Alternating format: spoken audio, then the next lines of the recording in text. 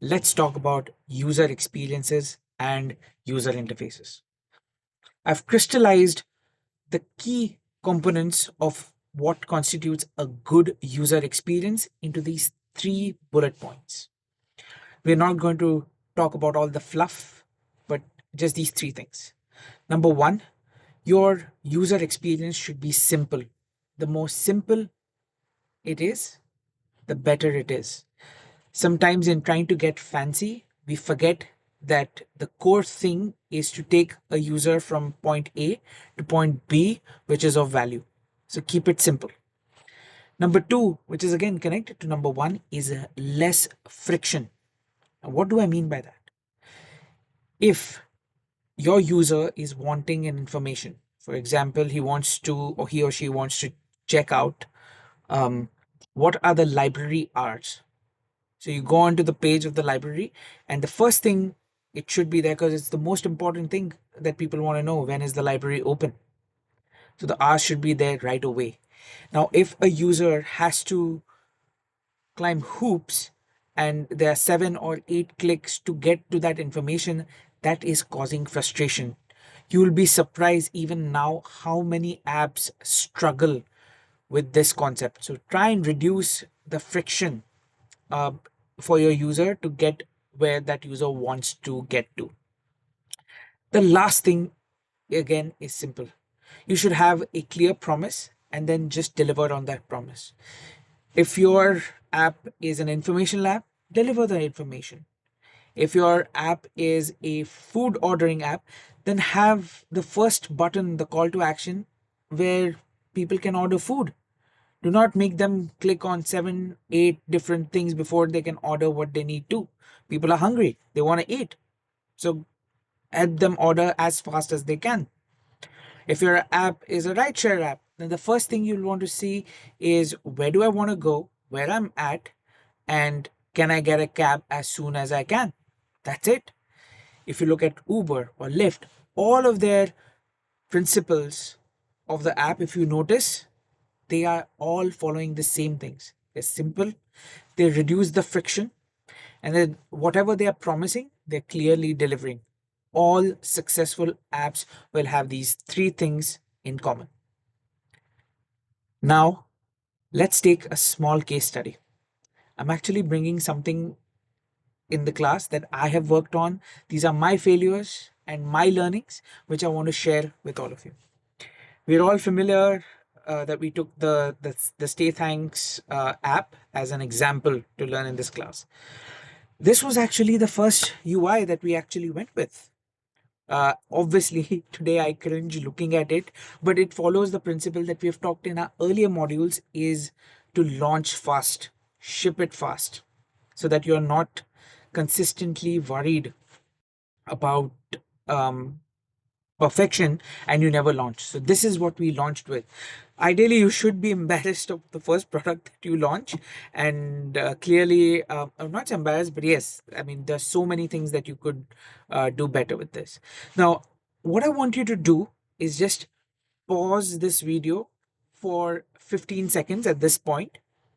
So I'm going to have you pause this, and what you want to do when you pause it for 10-15 seconds is identify what all things are you seeing wrong with this particular interface or whatever you're able to see. All right, so let's have you pause it.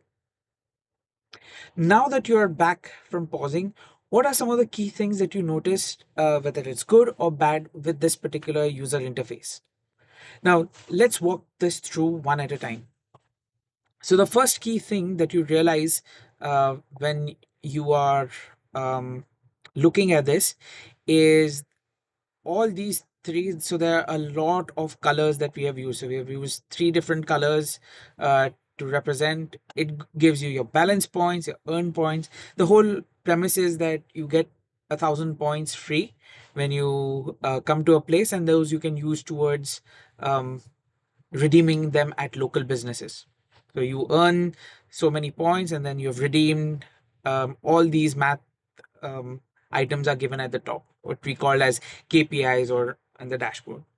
Still, it's taking a lot of space, in my opinion, but we still wanted to give it.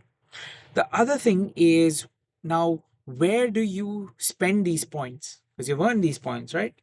And there's a call to action like, hey, live like a local. Thank you for staying in Milwaukee.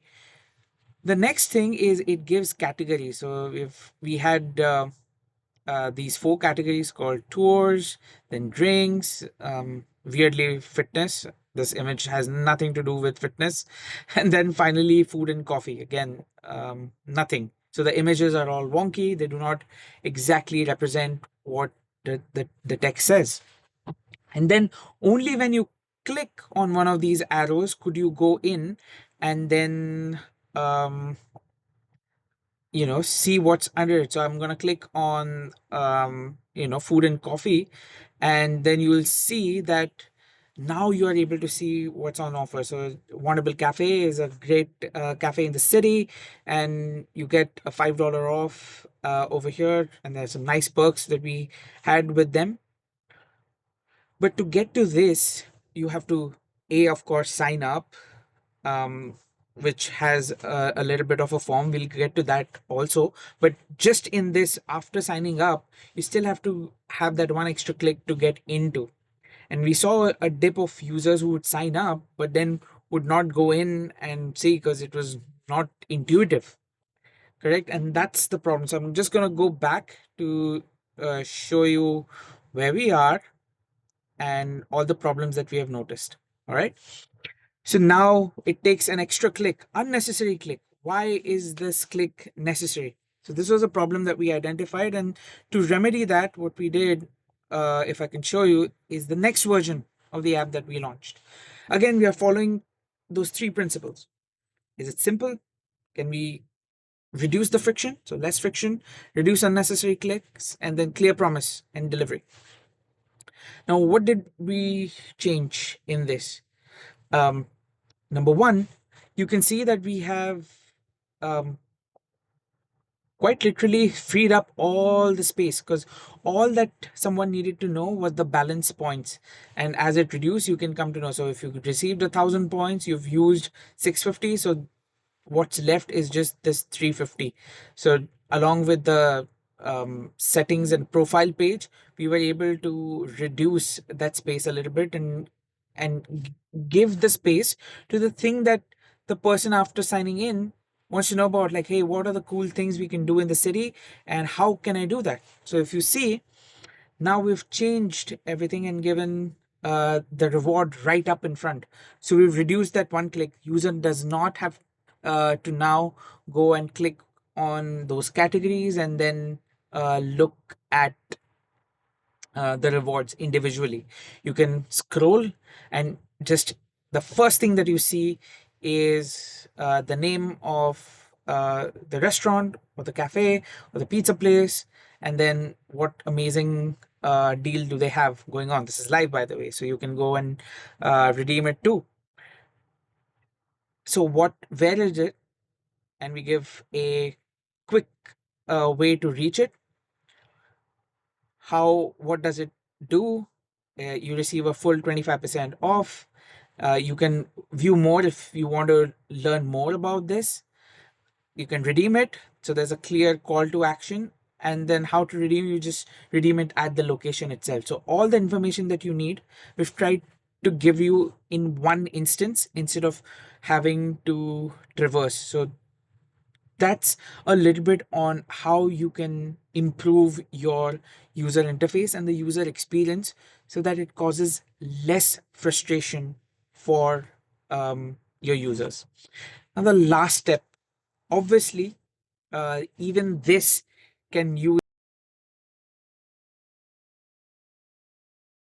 or just take a minute and see what other things could you improve in this UI itself. This is just a self exercise for you from this video, and I'd love to hear your thoughts on that.